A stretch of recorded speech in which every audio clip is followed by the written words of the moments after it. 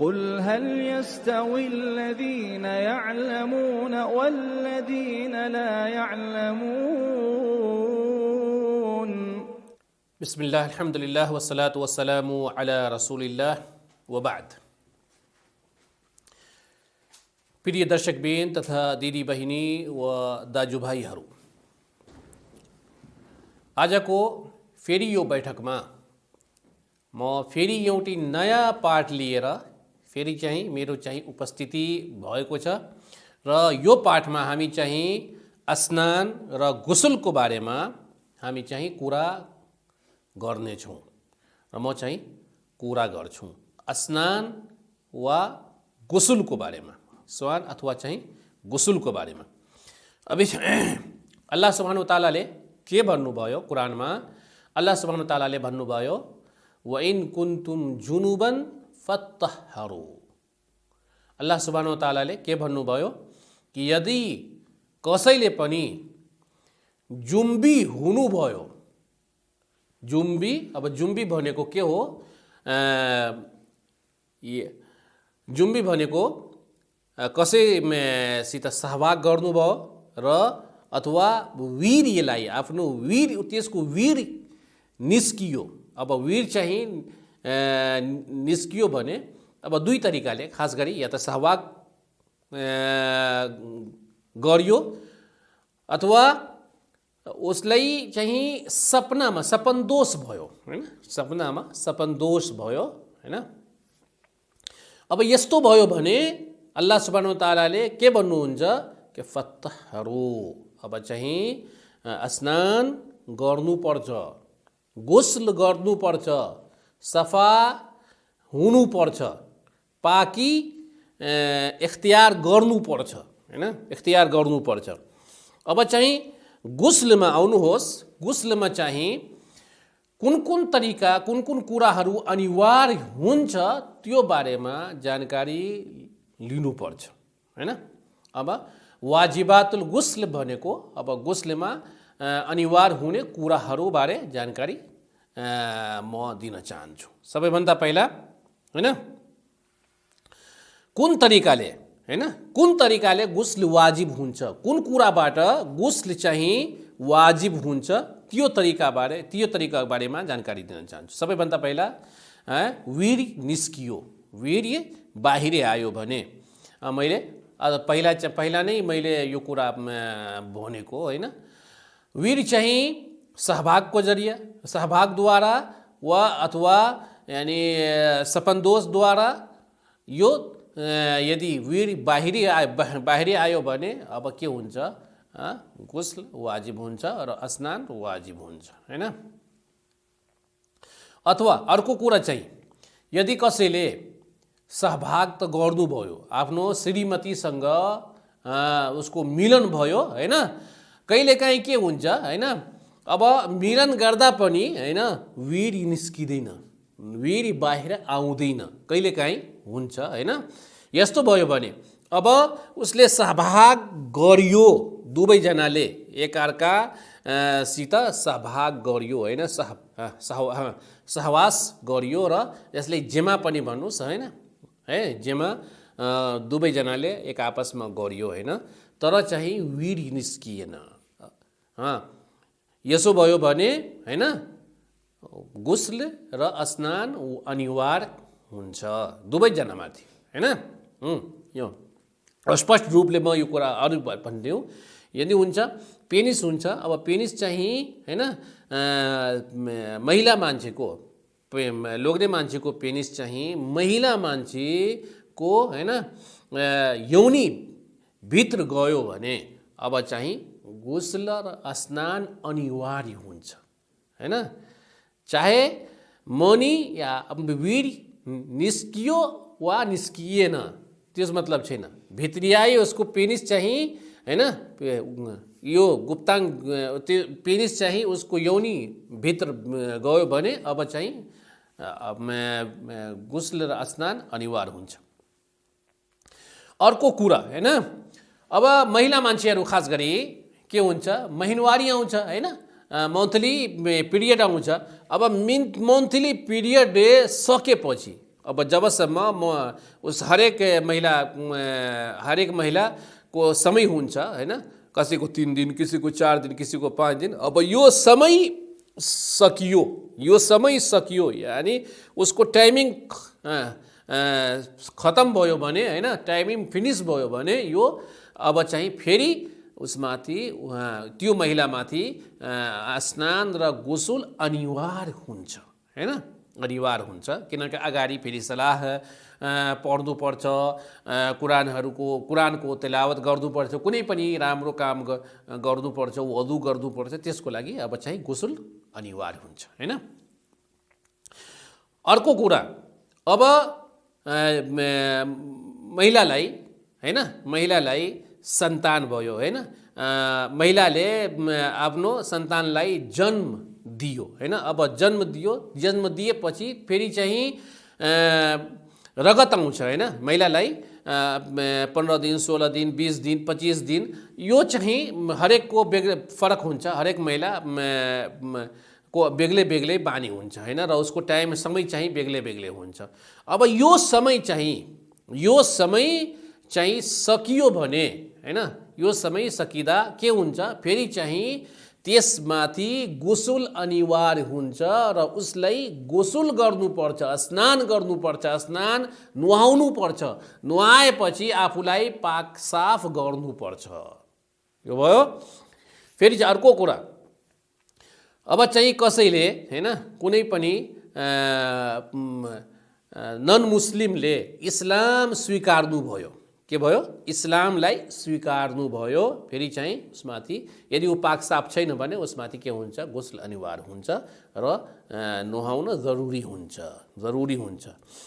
अब अर्को कुरा हैन, कुनै पनि मुस्लिम मान्छेको मृत्यु भयो, मृत्यु पश्चात उसलाई गुस्ल गराउनु पर्छ र उसमाथि गुस्ल अनिवार्य हुन्छ। यो कुराहरू मैले 4-5-6वटा हैन, 6वटा कुराहरू मैले हजुरहरूको सामु राखेँ। योबाट गुस्ल वाजिब हुन्छ र गुस्ल नगर्दा हैन उसको कुनै पनि भक्ति र इबादत स्वीकार हुँदैन र कबुल एक्सेप्ट हुँदैन। अब चाहिँ कुन तरिकाले गुस्ल गर्नुपर्छ, अब उसको विधि के हुन्छ हैन, अब त्यस बारेमा चाहिँ हामी के गरौँ, अलि चाहिँ कुराकानी गरौँ। सबैभन्दा पहिला तपाईमाथि गुस्ल अनिवार्य हुन्छ भने, नुहाउन जरुरी हुन्छ भने के गर्नुस्, तहारतको नियत गर्नुस्, मनमा तहारतको नियत गर्नुस्।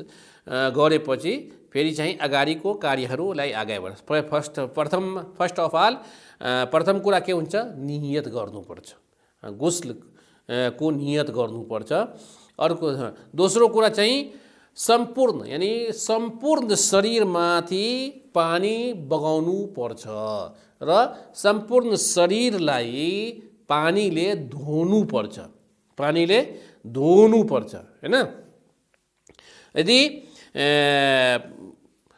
अर्को कुरा, तेस्रो कुरा के छ कि यदि महिला स्वास्नी मान्छेले यानी आफ्नो कपाललाई बाँधेको हुन्छ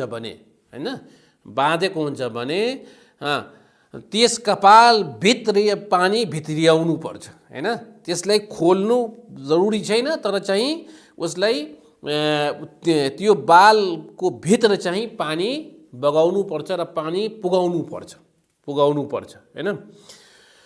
अब चाहिँ वधुको सुन्नत बारे अलि चाहिँ जानकारी गरिहालौँ हैन।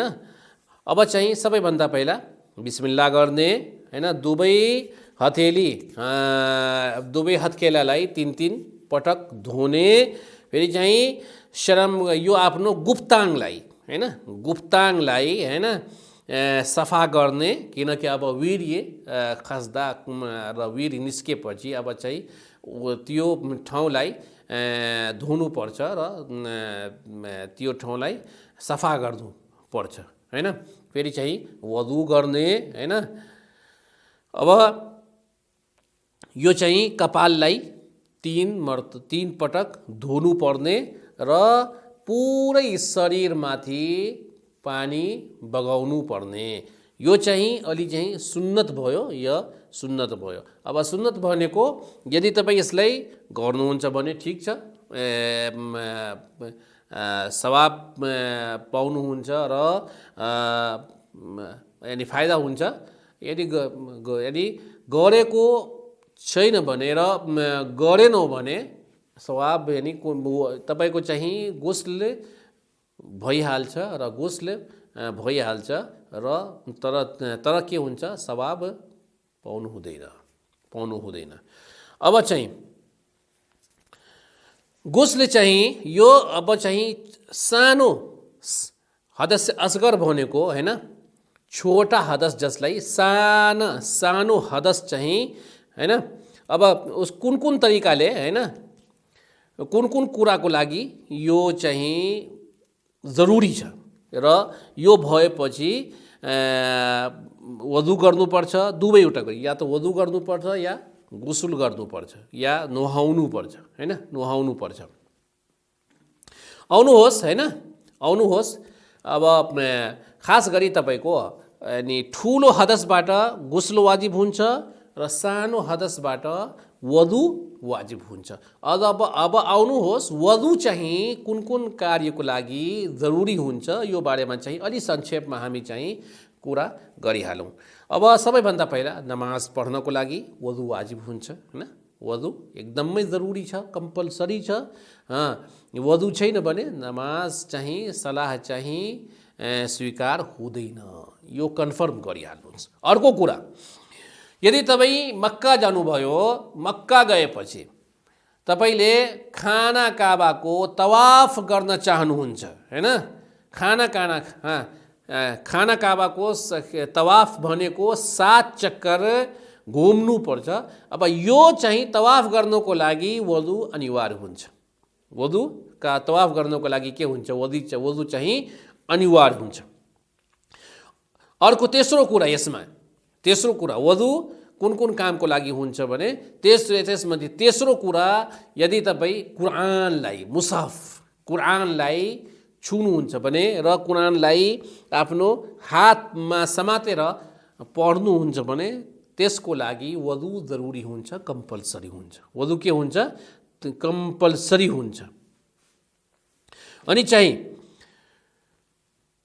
यो भयो किनकि खास गरी कुरानको बारेमा, कुरान चाहिँ एउटै अल्लाह सुब्हानहु तालाले यो किताबलाई हिदायतको लागि र अल्लाह सुब्हानहु तालाले यो किताबलाई सर्वश्रेष्ठ किताबको दर्जा दिएको छ भने त्यसैले यस किताबलाई छुनको लागि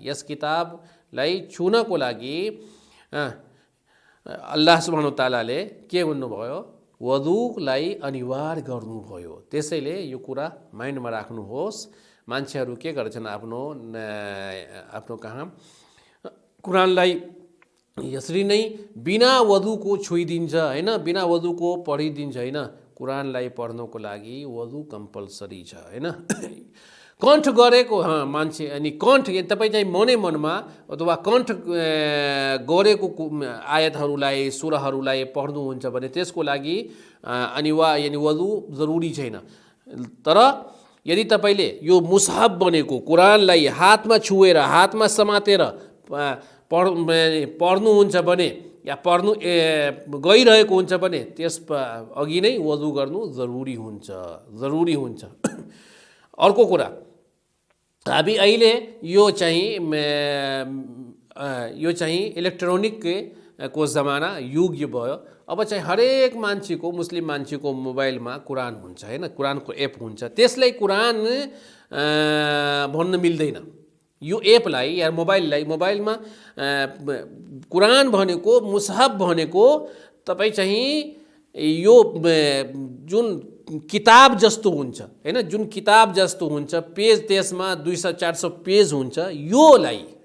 योलाई छुनको लागि, योलाई पढ्नको लागि, योलाई समातेर हातमा राखेर पढ्नको लागि वधु अनिवार्य हुन्छ। यो भयो तपाईको विभिन्न गोसलको बारेमा विभिन्न कुराहरू र वजुको बारेमा विभिन्न कुराहरू हैन कुराहरू यो भयो। इन्शाअल्लाह फेरि चाहिँ अर्को बैठकमा नयाँ पाठ लिएर फेरि चाहिँ उपस्थित हुनेछु हैन।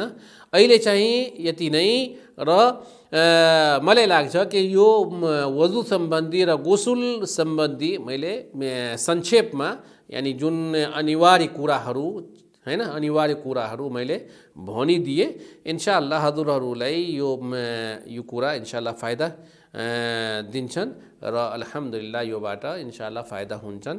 म ईश्वरसित फेरि चाहिँ प्रार्थना गर्छु कि अल्लाह सुब्हानो ताला हामीलाई राम्रो ज्ञान राम्रो पाठ र राम्रो बाटोको ज्ञान प्रदान गरून् र हामीलाई शक्ति दिउन् कि हामी त्यो बाटोमा हिँड्न सकोस्। आमीन। वाखिरु दावाना अनिल हम्दुलिल्लाहि रब्बिल आलमीन। अस्सलामु अलैकुम वरहमतुल्लाहि वबरकातुहू। قل هل يستوي الذين يعلمون والذين لا يعلمون